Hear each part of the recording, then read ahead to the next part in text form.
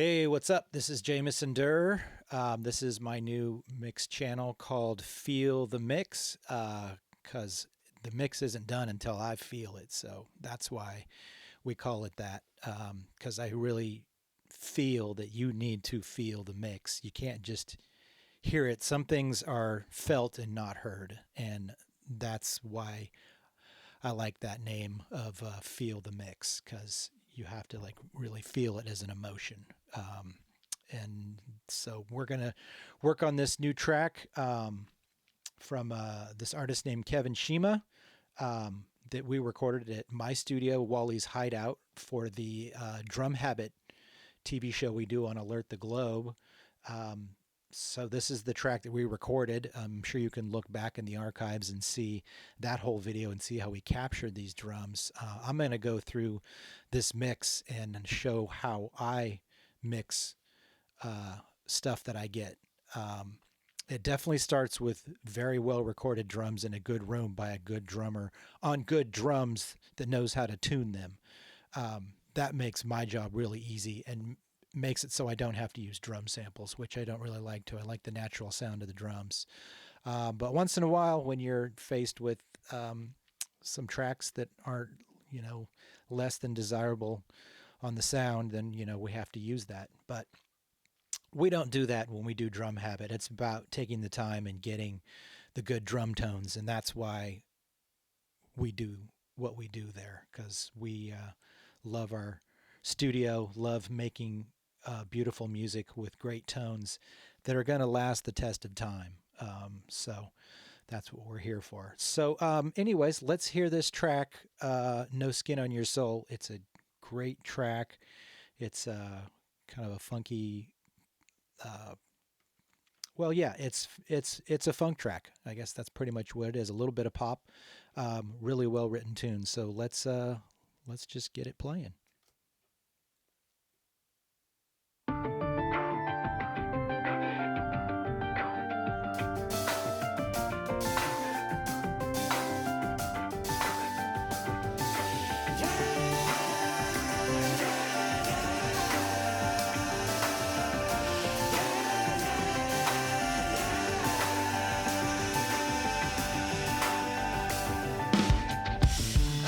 Shaking my soul, staying true to you.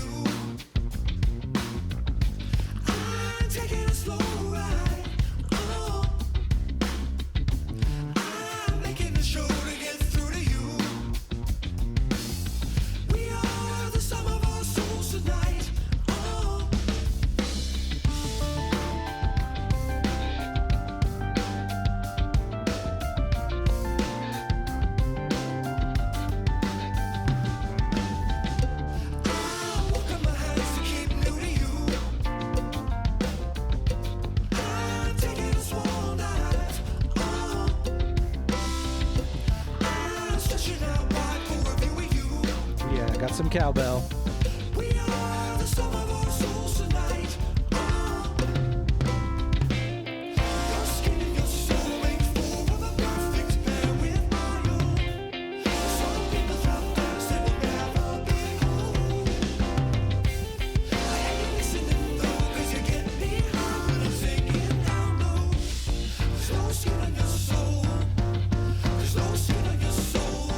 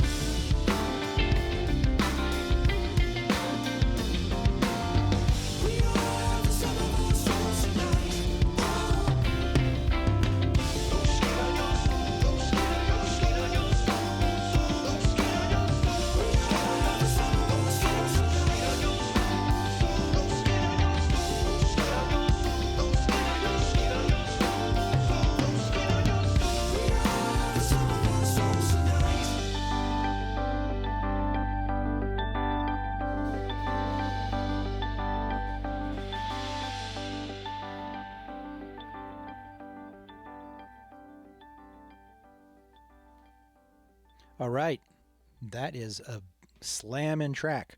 So I've been kind of switching views here. So I have two touch screens here in front of me. They're the Slate Ravens. It's an absolute dream workflow that I can see my faders on one track and then all of my visual linear tracks on the other screen.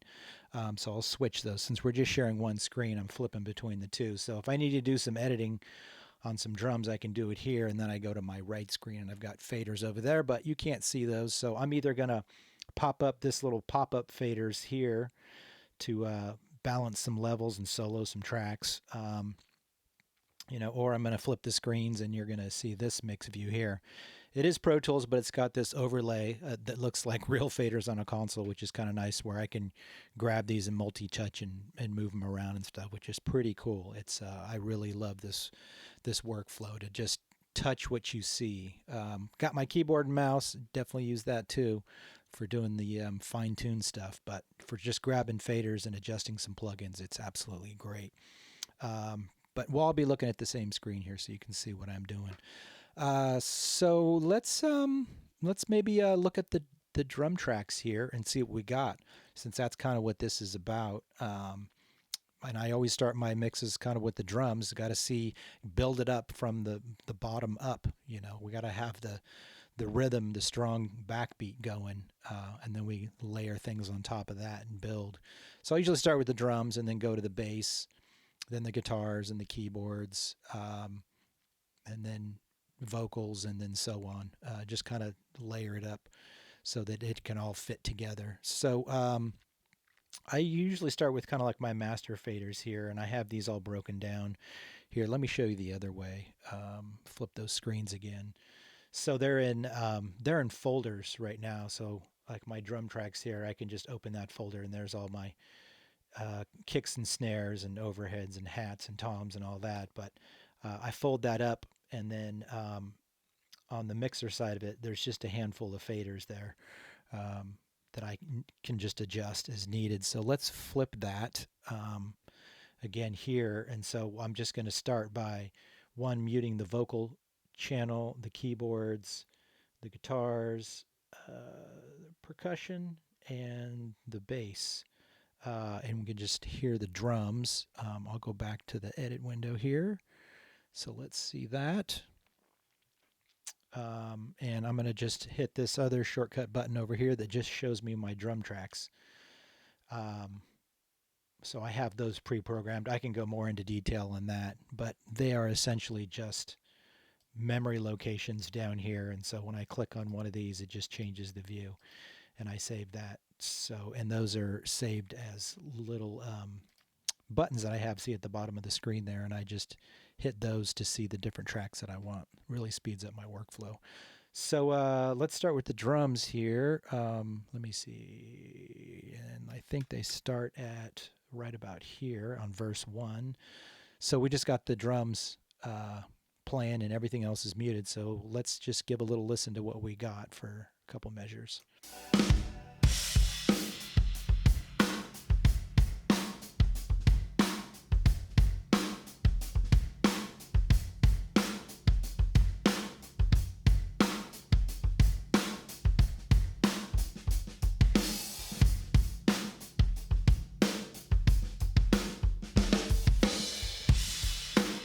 All right, so that is the drums pretty much mixed. I'm going to go through and kind of show you what I've got. We can just kind of look at the edit window here. There is this top track up here, which has a handful of plugins. So I'm doing a lot of bus processing there. First one has a distressor on it, and that's kind of an aggressive compressor limiter. And I've got it on the nuke setting. So it goes from different ratios from, 1 to 1, 2 to 1. That's just the levels of how much compression is happening. And so when you go nuke, it's like obliterated. There is no dynamics at all. It's just a flat line. But I've used this mix knob here at the bottom, and I've got it just about 20%. So I'm only using 20% of that. So it's what they call parallel compression. So there's 20% processed and then 80% unprocessed signal going through. I can kind of demonstrate that a little bit here. It's going to sound crazy with it all the way up.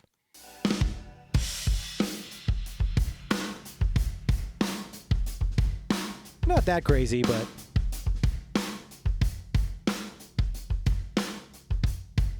so it's all these just little bits of compression, and then I've got an API 2500 on there. If I take that off, it's subtle, but I can tell immediately it's making that kick and snare just pop just a little bit more, and that's what we want, and we can keep that strong backbeat. Then it's going into this devil lock, and that is adding a little bit of crunchiness to the drums, and I've got this mix at 1. This one doesn't go in percentages. Well, I guess it kind of does. It goes 1 to 10, so maybe I've got 10% here. Sometimes I go 0.5 to 1, but let's hear what this thing's doing.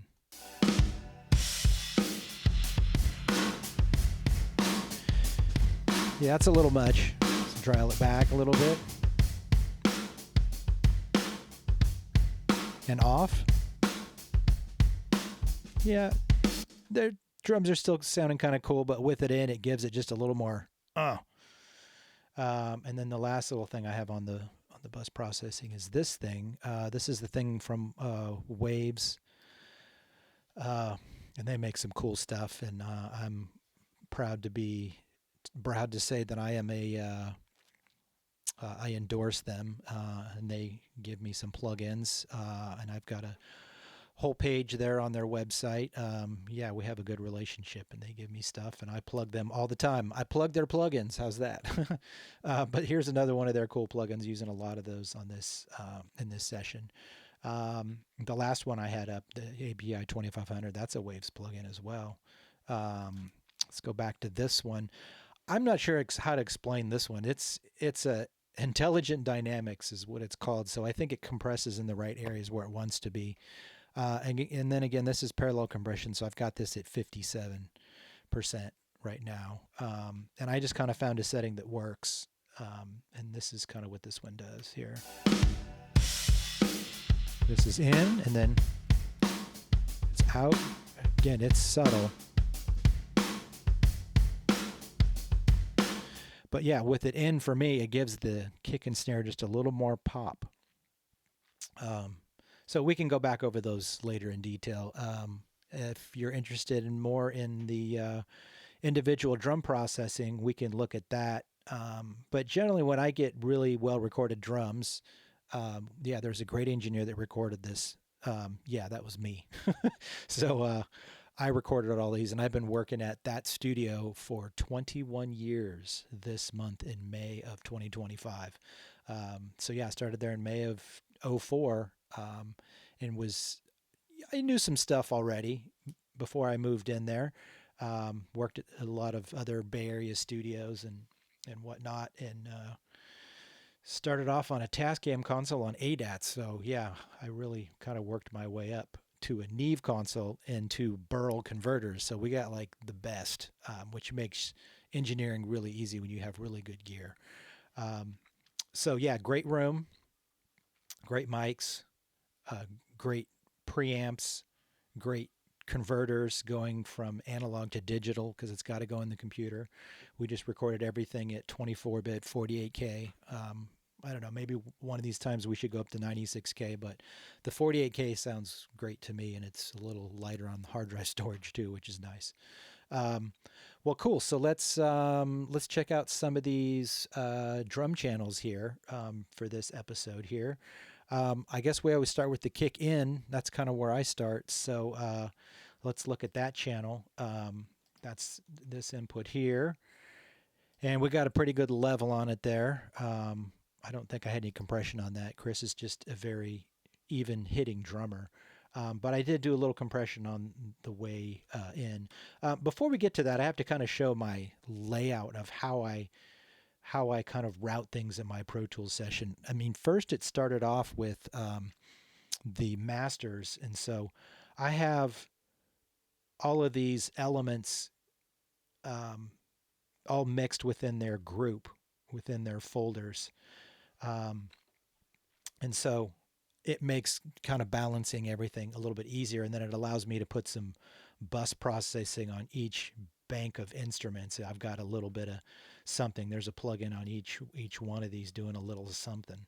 Um, like I got this another Waves plugin doing a little squish. This is by a great engineer, Jack Joseph Puig, who modeled his Fairchild 660. Kind of did a play on his name. His last name was Puig, but he calls it Puig Child. But it's a great model of some vintage analog gear that just sounds gooey and smooth. Um, I don't even think I have a setting on this or a preset. There's a bunch of presets in here that you can go through and pick those. But I just kind of started dialing things in, and I found this setting that I like, and so that becomes part of my mix template.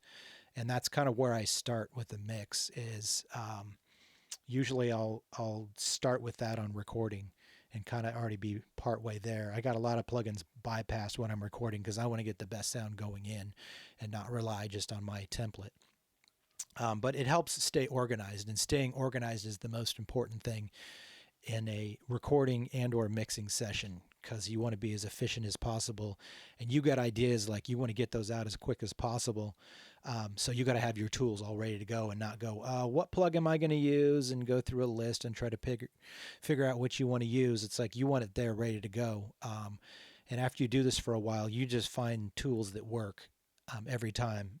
Not to say that I don't experiment, and once in a while I'll look into my toolbox, which is, huge. If I go into, the plugin list here, there's a lot of manufacturers and there's a lot of plugins. I mean, Waves alone is just huge. It's just like 4, 5, 6 pages of plugins. It's insane. I haven't even actually gone through all their plugins. And then I've got Plugin Alliance, and that's another whole big batch.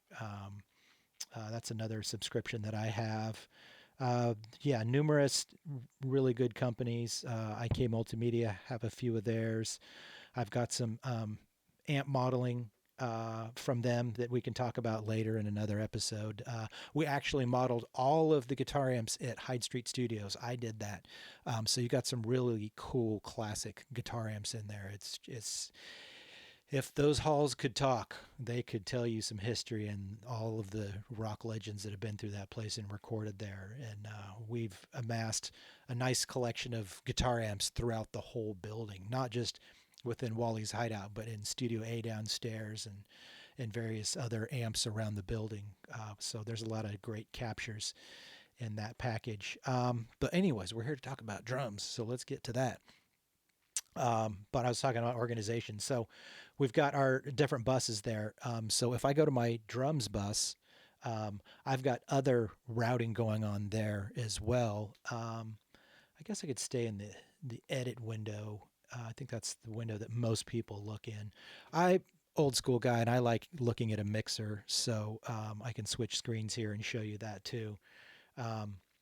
Is that I've got these channels here, and there's the 3 drum tracks. I think it'll actually be easier if we do the edit window here. So I've got these 3 drum tracks: the kick in, the kick out, and the sub. And then those are all not routed to the main output. I've got these routed to the kick aux here. So I've got my own kind of special routing here, and so all those 3 kick drums feed this kicks aux track. So they each have their own SSL style plugin on them, doing a little bit of stuff to them. And then I've got one plugin to kind of rule them all. And then after that, I could route the kick drum to reverb. I don't usually do that, but sometimes I do. And then there's some more parallel processing here that goes to another track called Drum Smack, which is this track, which is another distressor.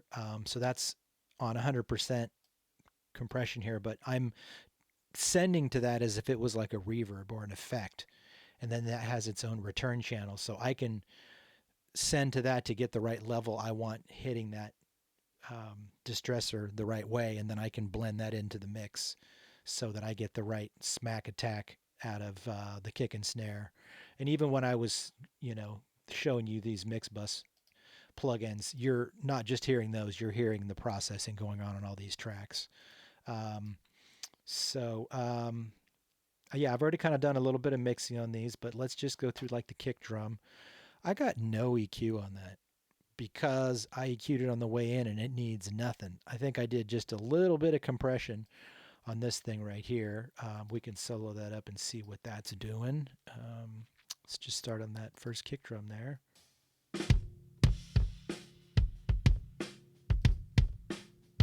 Yeah, so that's just tickling it there. And if I bypass that, still sounds great, but that's just evening it out. And that's the other thing about these tracks too that you're listening to. Individually, they may sound good. And let's just like maybe listen to the next one. This is the kick out. So there's one inside the kick hole of the drum, and then there's one on the outside of the drum right in front of it. It's called a FET 47. And if you ever heard of U47, that's the tube version of it, and the FET 47, hence the name FET, which I'm not really sure of the acronym of that. It's sure somebody knows, and you can type something in about it. But it's non-tube. But it still has the same capsule, I believe. So it's got a really big fat sound. So let's listen to that. Yeah, and am I doing anything EQ-wise on this? I'm cutting a little bit of top end and off, and so we can actually hear this without. Yeah, it's a little more open sounding. But the deal is I got plenty of attack from this inside one. So what we're doing is the sound of the kick drum is actually 3 mics, and I'm blending them all together. So I kind of get a general sound on the first one, and then the second one, just make it sound pretty good. And then the third one is a kick sub, and that is a speaker, the Yamaha sub kick. And so that is like a super huge, large diaphragm condenser that's like 5 inches speaker that's put in front of it. And so it just makes it just picks up low end is all it does. So let's give that a little listen. Yeah, that's just thump, thump, thump. And did I EQ this one? Let's bypass that. Nope, doesn't really sound any different because I didn't do a dang thing to it. Got it right on the way in. But what we're going to hear is all 3 of these guys and together and see how that blends together.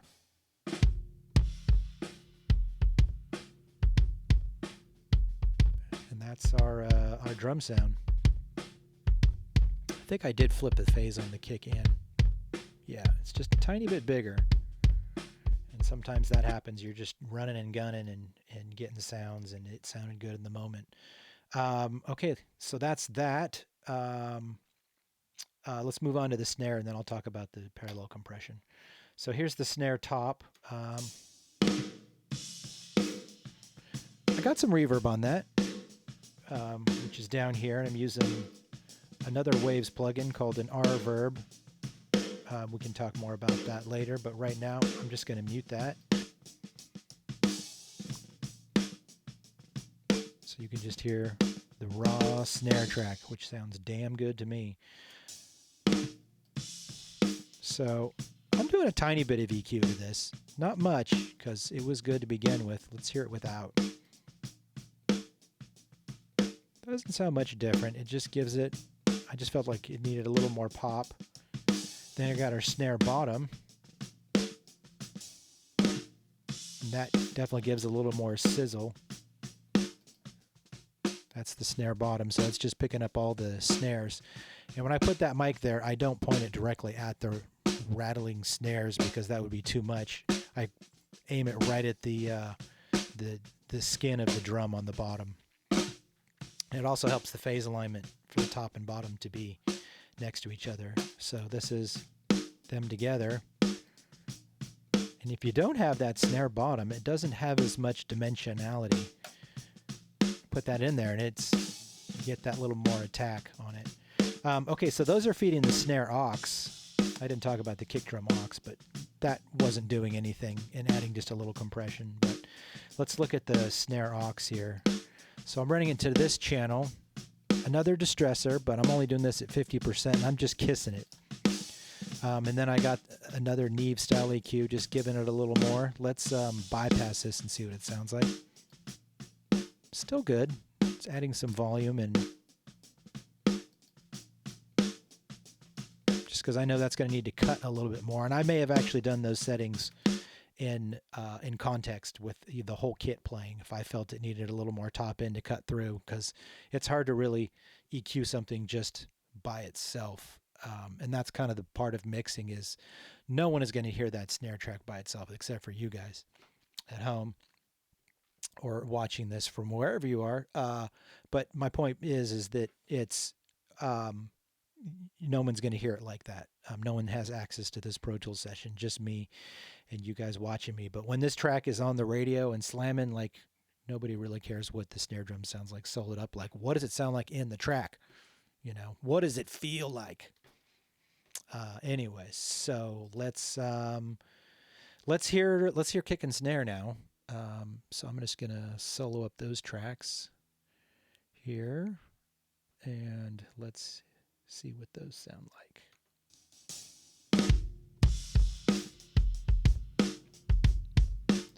And so here's our parallel processing with this. Looks like I'm not really sending that much snare to it. Like, should I? That would just be this fader here. Let's hear what it sounds like.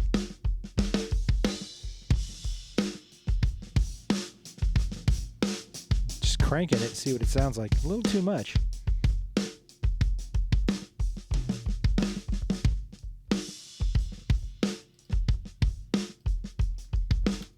I'm going to bring up the mixer view, and then you can see I'm going to move some faders here. This is this parallel compression here on the kick and snare. Bring it down. Yeah, it's a little quieter. Bring it back up. Bring it up a lot.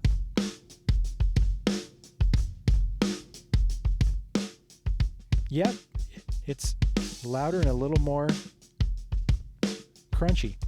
Speaking of that, I have another track next to it called Snare Crunch.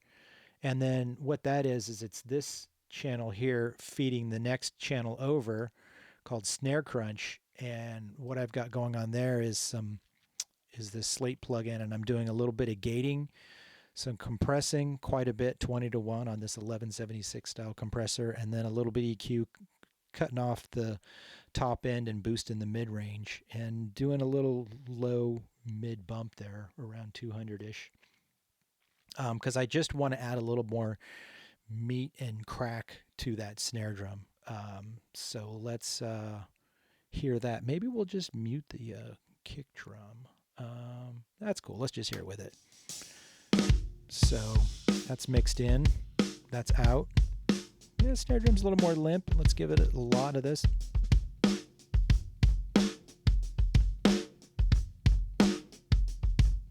So, I forgot to mention, this is going into this this distortion channel thing here, this soft tube saturation knob thing here. So I'm just adding some distortion to it. So that's what you're hearing when I'm pushing up that fader, is you're hearing a little bit more of that. It's almost like I made my own sample, but it's not really, because it's still Chris playing his thing. Even though I'm gating it and distorting it, it kind of becomes its own little color.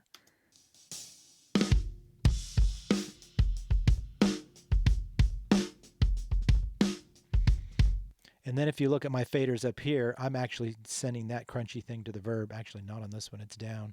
And a little bit to the drum smack too. So it's all kind of a lot of parallel compression going on. Let's bring in the overheads here, and let's see what that's sounding like.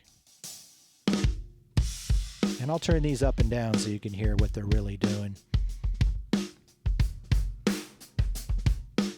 Or maybe we'll just, solo that.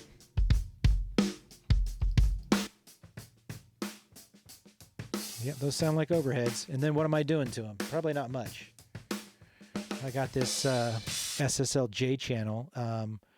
Not really doing anything. I'm just doing a little compression.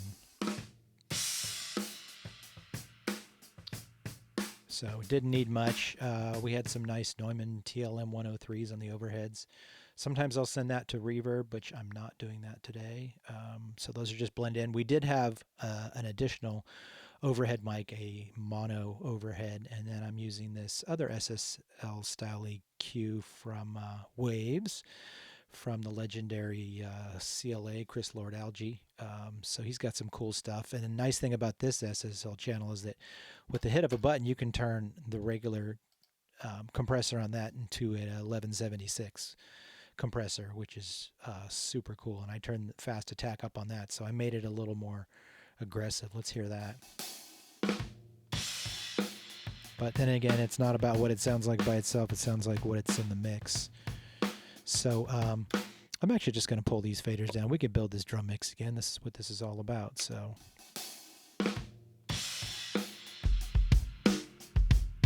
just pull those down, kick and snare, little overheads, mono overhead, a little crunch on it.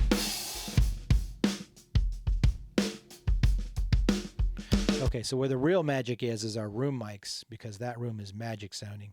And I took the liberty of doing some pretty aggressive compression on this with this plugin, as well as this plugin has its own insert. So I found this weird plugin, another Waves one called Infected Mushroom or Infected Mushroom Pusher.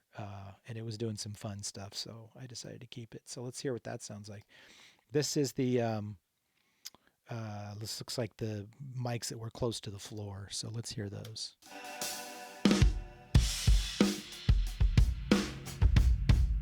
Oh boy, that's what those things are by themselves with this cool plugin. Let's bypass this.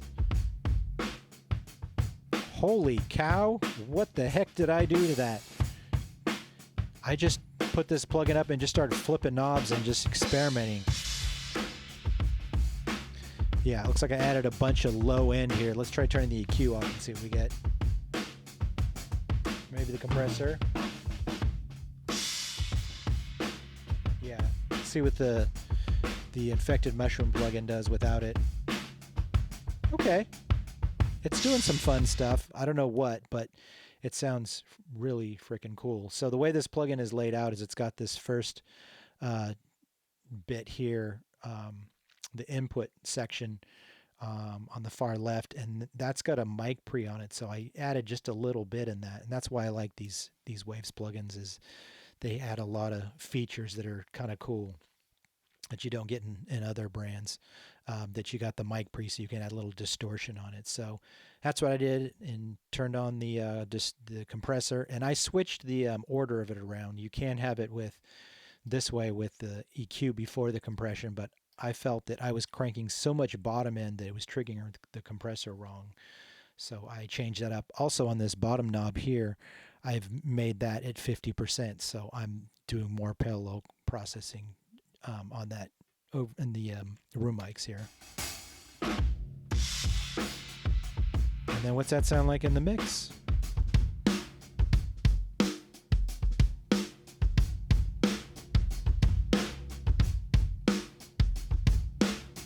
Pretty cool. Okay, and then we got two room mics, because we got lots of mics and lots of inputs. We were just recording drums, so we had, like 24 inputs and, more preamps to choose from and mics, so why not? So this is the R88 stereo ribbon mic. So let's solo that and see what that's doing.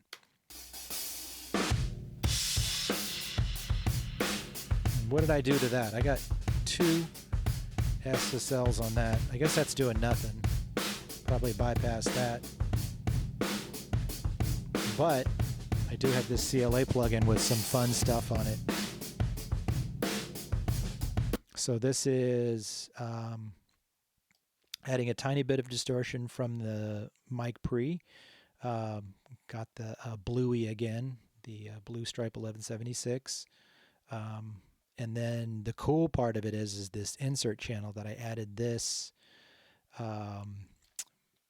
BSS compressor that I used to use the analog version of it back when I used to work at Coast Recorders when I first moved to San Francisco. back in the early 2000s. I think I actually started there in 99 or 98 when I moved to the Bay Area.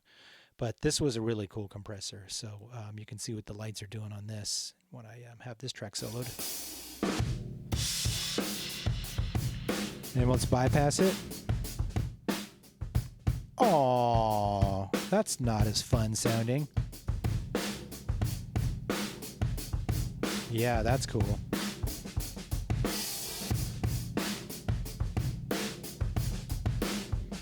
So I thought that was kind of a fun addition. And am I using this compressor here? Yep.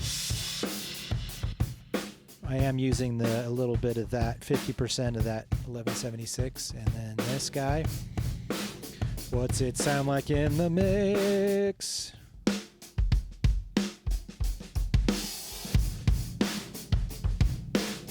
Pretty frickin' cool. Put the other room mic in. And the other thing that we're missing on this groove part is the hi-hat. You can hear it coming through the overheads, but we'd like to put a direct mic on it and really hear that attack of that thing. So we're building this kit up here.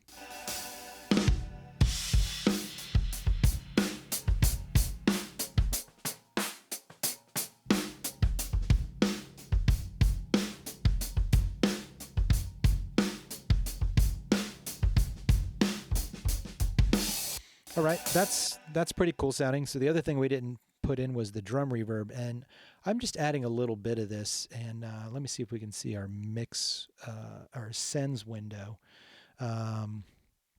which is here. And this is a view that most people don't get to see, but it kind of looks like an analog console, which is cool. So you can see what all the sends are doing in one view. So my A send here at the top, those are all my drum reverb sends. So I'm sending a little bit of the rooms to the reverb, which I learned from Chris Lord-Alge. You don't send the overhead, you send the rooms. So even though they have ambience on them, you can send those ambience to more ambience, and it sounds bigger and fatter and cooler. So I did have the reverb muted when we were soloing those tracks. So, but I want to mix it into the whole kit because I do have a good amount over here on the snare top. So that always needs a little bit to make it more 3D in the mix. So let's hear the drum reverb now. Go back to this return channel because I just have the return turned down, but I was just showing how much reverb I have. I could also hit command and click on this and you can see the sends to the drums here too. But it's got a little more fun in the other one. It's a bigger picture. So let's hear what this sounds like on this verse intro, adding a little bit of the drum reverb.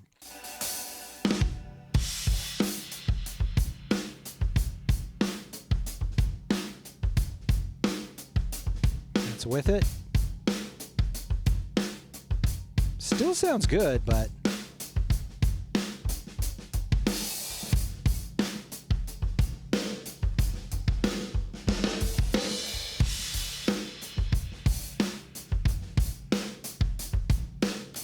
all right. That's another subtle thing. Like our room mics are doing a lot of the ambience, but adding in that reverb adds some cool stuff. So I'm using it in this Studioverse thing, which used to be called Studio Rack, which I thought was a better name, Studioverse. I'm not sure why they did that because they just wanted to change it up. But anyways, here's my reverb settings. Another wonderful Waves plugin. I've tried a lot of different reverbs on drums. I'm really particular on that. And this has, what I like to adjust is some of the EQ stuff.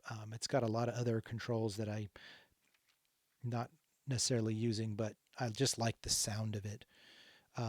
So I've got a little bit of pre-delay, and that's like just a few milliseconds before the reverb actually hits.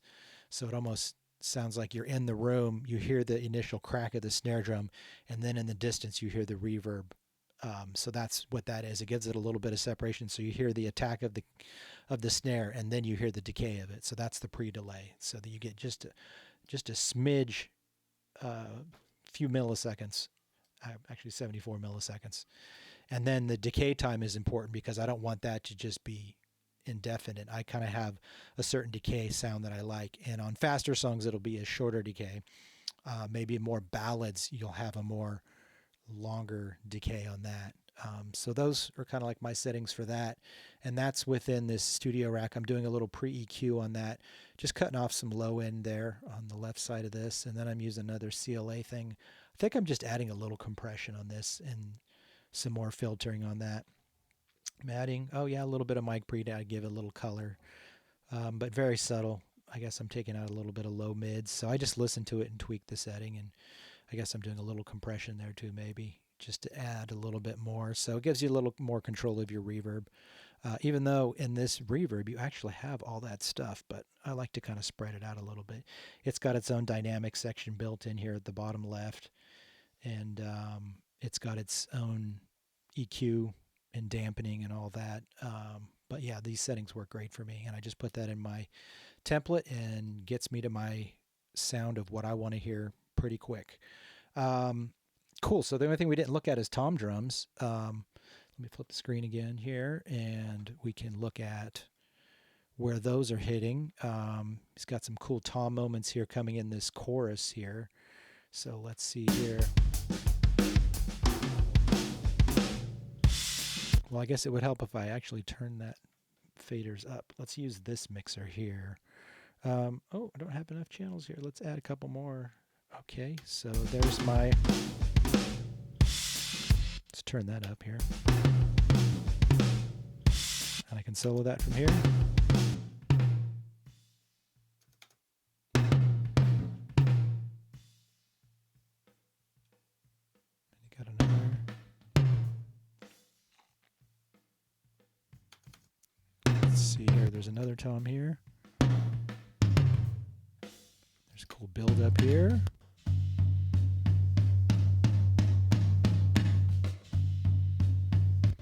All right, that's pretty cool. Let's take the solo out here, clear that, close that window, and hear that section here.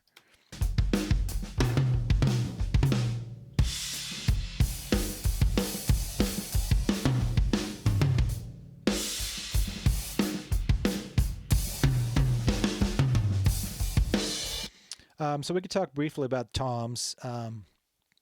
Matt, I'm very particular about my tom sounds, and depending on where your mics are placed on your toms, you can get a lot of cymbal bleed because they're just inches away from each other. And he's hitting the crap out of both of those, slamming the toms. And so sometimes I got to use some gating. I do use this SSL channel strip a lot because it has everything I need in it, from EQ to compression to gating. And that's what I'm using here on this first tom here. So let's hear this without this plugin.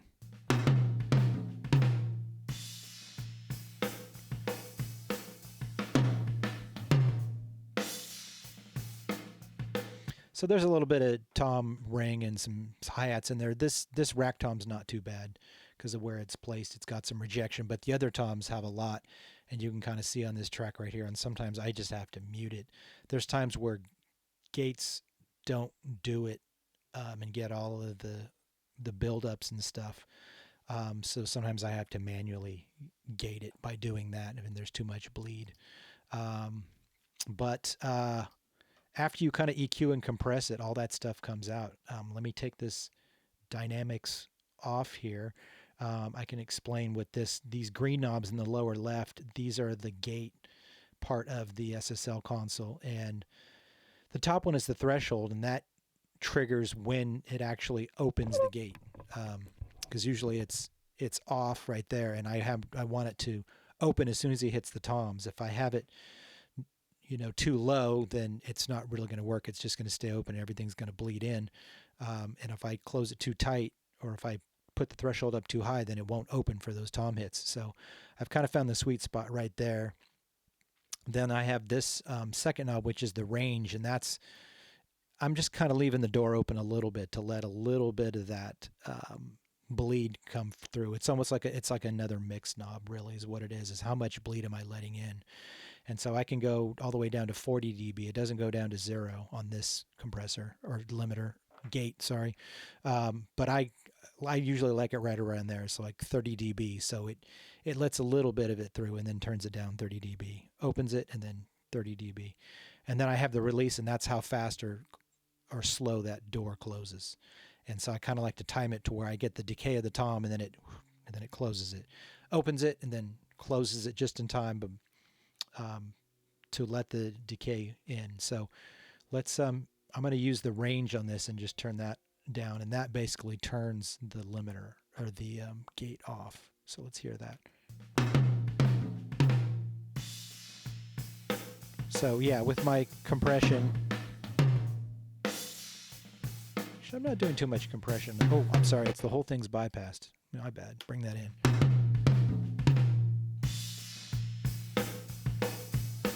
So yeah, we can hear lots of bleed. Let's put that range back at 30 and let's see what we get now. Yeah, pretty good. Yep, then it closes it. You can see this green light in the lower right. That means when it's all the way lit up, it's closed. Then it goes down, it's opening, and you can see the velocity of how it opens and closes. And the yellow on the other side, that's showing me how much compression I'm getting with this these white knobs up here on this compressor part. Yeah, it's just a great channel strip. It just sounds good. The tones are great. You turn the knob and you get what you want. I've gotten very familiar with the sound of this channel strip, just SSL channel strips in general. I've tried them all, and this one works the best for me. And it also works in DSP mode. So when we record at the studio on our HDX card, those work, and we don't have to worry about lowering buffer sizes and all that. They just work, which is great. Okay, so those are the toms. What else can we go over? There's a clap stack here. There's not much going on that. This might be sort of the end of this episode for now. And then we'll go more into detail and cover the other instruments. So I'll go through and we'll talk about the bass and some of the percussion and the guitars and the keyboards and the vocals. Probably not much to do on the instruments on this one. Is we just got stem tracks on these. So on these, I just have stereo pairs that were exported out of Kevin's Logic session. So at some point we'll get all the splits and we can talk more about how to mix those elements in. But for recording, that's all we needed, is just to keep it simple. I didn't want to have to do a pre-mix before recording Chris's drums.